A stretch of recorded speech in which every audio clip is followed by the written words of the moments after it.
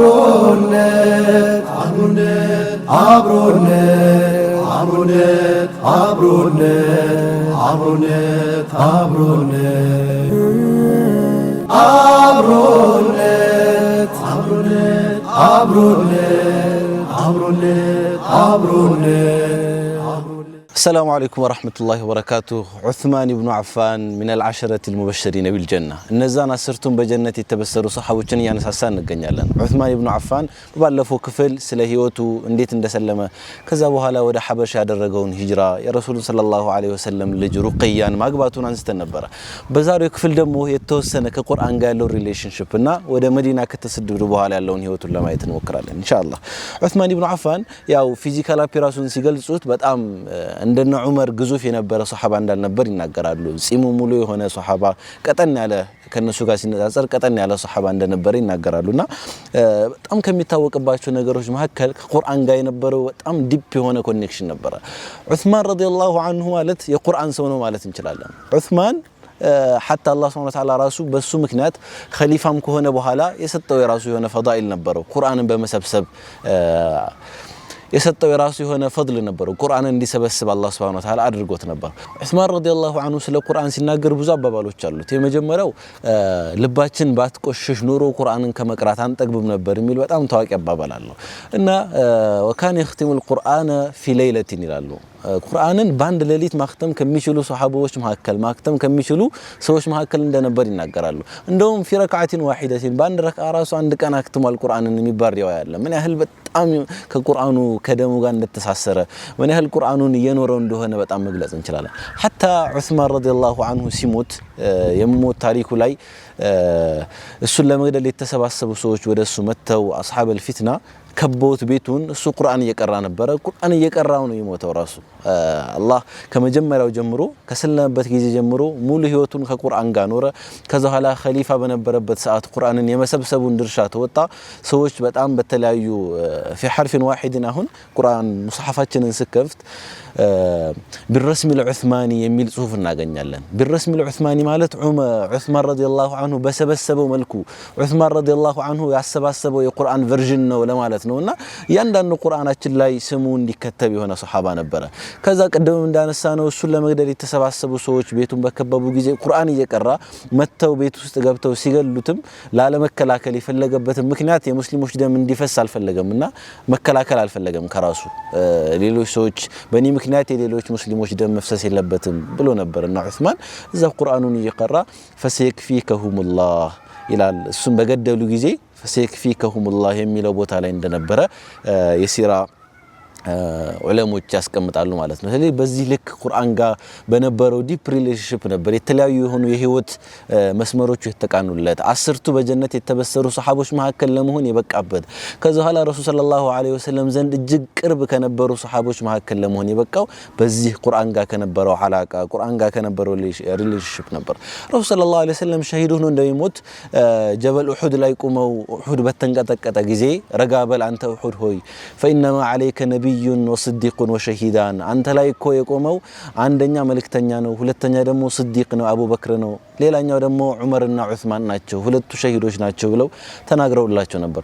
በጣም ሐያ ከመኖሩ የተነሳ ዑስማን ረዲየላሁ ዐንሁ ረሱል ሰለላሁ ዐለይሂ ወሰለም ለሌሎች ሱሐቦች ለምሳሌ አቡ በክርና ዑመር አንድ ኢንሲደንት ማንሳት እንችላለን። ቤታቸው ቁጭ ብለው የሚሪዋያም አለ አንድ አረንጓዴ ቦታም ደግሞ ቢዕር ውስጥ ቢዕር አካባቢ ቁጭ ብለው የሚሪዋያ አለ። ሱሐቦች ወደዛ ቦታ እየገቡ ነው እና አቡ ሙሳ አልአሽዓሪ እዚህ የጋርደን አካባቢ ላይ በር ላይ እንዲጠብቅ አደረጉትና ሰዎች በመጡ ቁጥር ንገረኝና አስገባቸዋለሁ ይሉታል። ከዛ አንድ ሰው ይመጣል። አቡበክር እየመጣ ነው። ከዛ ኋላ በሽሩ ቢል ጀነት እንዳለው ንገረው ይሉታል። ከዛ ኋላ አስገባው። ከዛ ኋላ ዑመርንም የጀነት ሰው እንደሆነ ንገረው አስገባው ይሉታል። ከዛ በኋላ ዑስማን በሚመጣ ጊዜ የጀነት እንደሆነ ንገረው አላ በልዋ ቱሲቡሁ ነገር ግን የሚገጥመው ፊትና አለ የሚገጥመው ፈተና አለ እሱን ነገረው ግን የጀነት እንደሆነ ንገረው ይላል። ከዛ በኋላ አላሁል ሙስተዓን በማለት ነበር ዑስማን የተናገረው። ረሱል ሰለላሁ ዐለይሂ ወሰለም ስለ ዑስማን ፈድል እጅግ በጣም ብዙ የሆኑ ሐዲሶችን ተናግረው ነበር። ስለ ዑስማን ታላቅነት ስለ ዑስማን ደረጃ ብዙ የሆኑ ሐዲሶችን ተናግረው ነበር። ስለዚህ ወደ መዲና ከተሰደዱ በኋላ ረሱል ሰለላሁ ዐለይሂ ወሰለም ዑስማንም ከባለቤታቸው ጋር ወደ መዲና ከተሰደዱት ሱሐቦች መካከል ነበሩና ገዝወቱ በድር ወደ በድር ጦርነት ሱሐቦች እንዲነሱ ረሱል ሰለላሁ ዐለይሂ ወሰለም ትእዛዝ ተነሳ። በቃ ወደ ጂሃድ ውጡ የሚል ትእዛዝ ሲሰጥ ዑስማንም ለመውጣት በዝግጅት ላይ በነበረበት ጊዜ ባለቤቱ የረሱል ሰለላሁ ዐለይሂ ወሰለም ልጅ ሩቀያ ቢንቱ ረሱልላህ ታማ ነበርና ረሱል ሰለላሁ ዐለይሂ ወሰለም እሷን እንዲንከባከብ መዲና እንዲቆይ አዘዙት። ስለዚህ እሷን ትንከባከባለህ፣ እዚሁ ትቆያለህ፣ የበድር ላይ የዘመቱ ሰዎች አጅር ታገኛለህ፣ ሳህማቸውንም ታገኛለህ። ገኒማ በሚካፈልበት ጊዜ ከሚገኙ ምርኮኛ በቃ የተሳተፈ ሰው ምርኮኛ ዋጋ ታገኛለህ በማለት ረሱል ሰለላሁ ዐለይሂ ወሰለም ዑስማን ባለቤቱን እንዲያስታም ፈቅደውለት ነበረ።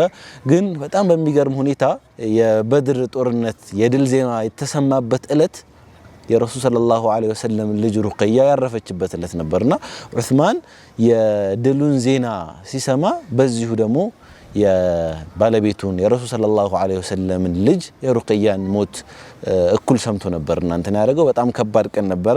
ለሙስሊሙ ኡማ ተደስቶ ውስጡ ደግሞ ሐዘኑን አቅፎ የቆየበት ኢንሲደንት ማንሳት እንችላለን ማለት ነው። ሌላኛው ዑስማን ላይ የምናነሳው ነገር ከዚህ ኢንሲደንት በኋላ ረሱል ሰለላሁ ዐለይሂ ወሰለም ሁለተኛ ልጃቸውን ይድሩታል ማለት ነው። ዑመር ረዲየላሁ ዐንሁ ከበድር ከተመለሱ በኋላ በጣም ተክዞ ያዋል ዑስማንንና በቃ ልጄ ልዳርህ ሐፍሳን ልጄ ልዳርህ ብሎ ለዑስማን ረዲየላሁ ዐንሁ ፕሮፖዝ ያደርግለታል። ከዛ በኋላ ዑስማን የሚያውቀው ነገር ስለነበረ አለመፈለጉን በጣም ፖላይት በሆነ መልኩ አለመፈለጉን እና ለዑመር ይነግረዋል። ከዛ በኋላ ለካ አላህ ሱብሓነሁ ወተዓላ እዚህ ላይ ሁሉንም ኸይር የሆነ ነገር ይሰጣቸው። ሐፍሳንም ረሱልን ሰለላሁ ዐለይሂ ወሰለም ሰጣት። ለዑስማንም ደግሞ የረሱልን ሰለላሁ ዐለይሂ ወሰለም ልጅ ኡሙ ኩልሱም ሰጣቸው። ዑስማንም የዛን ጊዜ አልፈልግም ብሎ የነበረው የዑስማንን የልጁን አግባልኝ ጥያቄ ረሱል ሰለላሁ ዐለይሂ ወሰለም እሷን ሊያገባት እንደፈለጉ ሰምቶ እንደነበረ ዑለሞቻችን ይናገራሉ። ስለዚህ ዑስማንም የረሱልን ልጅ አገኘ፣ ሐፍሳም ረሱልን ሰለላሁ ዐለይሂ ወሰለም አገኘች። ሁለቱም የረሱል ሰለላሁ ዐለይሂ ወሰለም ቤት ውስጥ እንደገቡ ይነገራል። በጣም ከሚታወቅበት ነገሮች መካከል ደግሞ ኢንፋቁ ማሊሂ በጣም ታጅር ነበረ። መካ በነበረበት ጊዜ ጀምሮ ከአባቱም የወረሰው የተወሰነ ንብረት ነበር። ከዛ በኋላ በራሱም ያካበታቸው ንብረቶች ነበሩ። ወደ የመን፣ ወደ ሶሪያ፣ በጣም ወደ ሻም ለንግድ ይጓዝ ነበረ። የቅፍለት ንግዶችን በጣም ይነግር ነበርና እስልምና ከበጣም በኋላ ከመምጣቱም በፊት ባሪያ ሁር ማድረግ የሚወድ ሱሐባ ነበረ ዑስማን ረዲየላሁ ዐንሁ። ስለዚህ ከመስለሙ በፊት ራሱ የዚህ የኸይር ስራው ነጸብራቅ እንደነበረ ማየት እንችላለን። ባሪያ ሁር ማድረግ እንትን የተባለ ነገር አልነበረም። ባሪያ ሁር ማድረግ በእስልምና የተደነገገና አጅሩ ይሄ ነው የተባለ ስራ ባይሆንም ዑስማን ረዲየላሁ ዐንሁ ከዛ በፊት ራሱ ባሪያ ሁር ማድረግ ሰደቃ መስጠት በጣም የሚወድ ሱሐባ ነበር። እስልምና ከበጣም በኋላ እጅግ ባሪያ ሁር ከሚያደርጉ ሱሐቦች መካከል በገንዘቦቻቸው ብዙ ነገር ከሚሰሩ ሱሐቦች መካከል እንደነበር የታሪክ ድርሳናት ያስቀምጡልናል። በጣም በዋናነት ከምናነሳቸው ሶስት ኢንሲደንቶች አሉ። የዑስማን ረዲየላሁ ዐንሁ የገንዘብ አወጣጡ ላይ ኢንፋቅ ካደረገባቸው ቦታዎች መካከል ሶስት ነገሮችን ማንሳት እንችላለን። የመጀመሪያው ወደ መዲና ረሱል ሰለላሁ ዐለይሂ ወሰለም ከተሰደዱ በኋላ በጣም የውሃ ጥም፣ የውሃ እጥረት፣ የውሃ አቅርቦት ማነስ ያጋጥማቸዋልና አንድ ቢዕሩ ሩማ የምትባል ጉድጓድ ነበረችና እሷ ሙስሊም ያልሆነ ሰው ነበረ እና በከፍተኛ ዋጋ ነበር የሚሸጥላቸው ለሙስሊሞቹ። ያንን ውሃ ለመጠቀም ማስፈልግ የሆነ ክፍያ ይከፍሉ ነበርና ረሱል ሰለላሁ ዐለይሂ ወሰለም መየሽተሪ ለና ቢዕረ ሩማ ወየኩኑ ደልውሁ መዐል ሙስሊሚና ላ የዚዱ ዐንሁም ፊ ሸይ።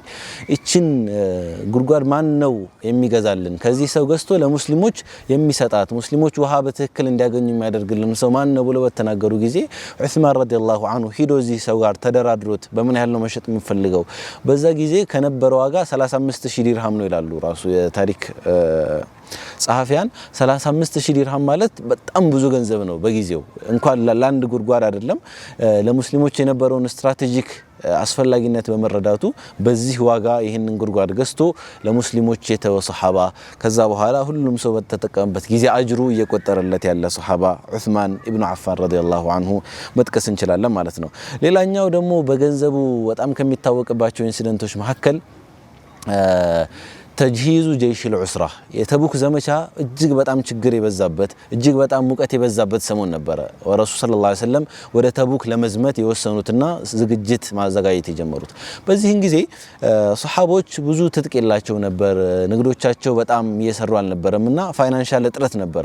ማን ነው ይህንን ሰራዊት ይህንን ጀይሽ ልዑስራ የችግር ጊዜ ሰራዊት የሚያዘጋጅ ብለው ረሱል ሰለላሁ ዐለይሂ ወሰለም ጥሪ ባደረጉ ጊዜ በጣም ብዙ የሆኑ ግመሎች ከነሙሉ ትጥቆቻቸው በጣም ብዙ ሺህ ዲርሃሞችን ለዚህ ለጀይሽ አልዑስራ ይህንን ሰራዊት ሙሉ ለሙሉ ያስታጠቀው ዑስማን ኢብኑ አፋን ነው ማለት እንችላለን።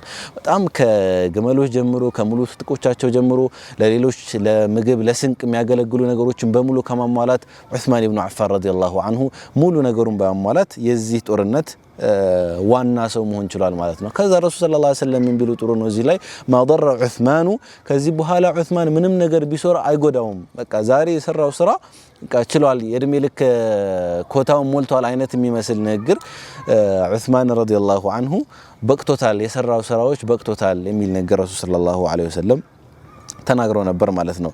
ሌላም ረሱል ሰለላሁ ዐለይሂ ወሰለም የመጨረሻ አኺር ሐያታቸው ላይ ያደረገው ኢንፋቅ አለ አይደለ?